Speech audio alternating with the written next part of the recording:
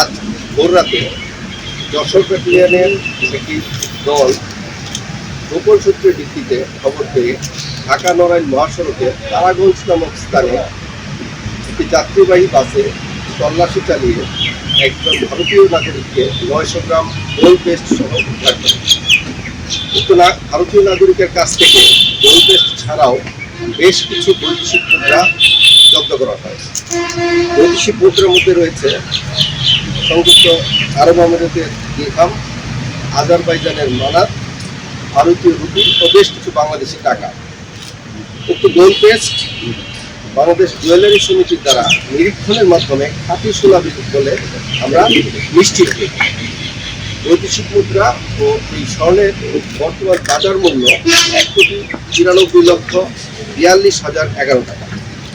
উল্লেখ্য, এই ব্যক্তি গত 2024 সন থেকে ভারত, মধ্যপ্রাচ্য, মিশর, বাংলাদেশ এবং পুনরায় ভারত এই রাস্তায় বেশ কয়েকবার গমনাগমন করেন। তিনি গত 20 এপ্রিল ভারতের মুম্বাই হতে দুবাইতে বিমানপথে গমন করেন।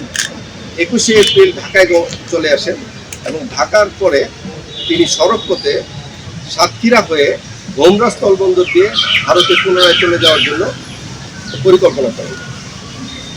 উক্ত ব্যক্তির পাসপোর্ট হতে জানা যায় তিনি তার পরিচয় ওয়ালিদ আলী আমিন, পিতা আমিন আহমেদ আনসারি এবং তিনি মুম্বাইয়ের অদূরে ভিওয়ান্দি নামক স্থানের বাসিন্দা। উক্ত স্বর্ণ এবং বৈদেশিক মুদ্রা বর্তমানে যশোর কোতোয়ালি থানা হয়ে যশোর ট্রেজারিতে জমাকরণের কার্যক্রম প্রক্রিয়াধীন হয়েছে।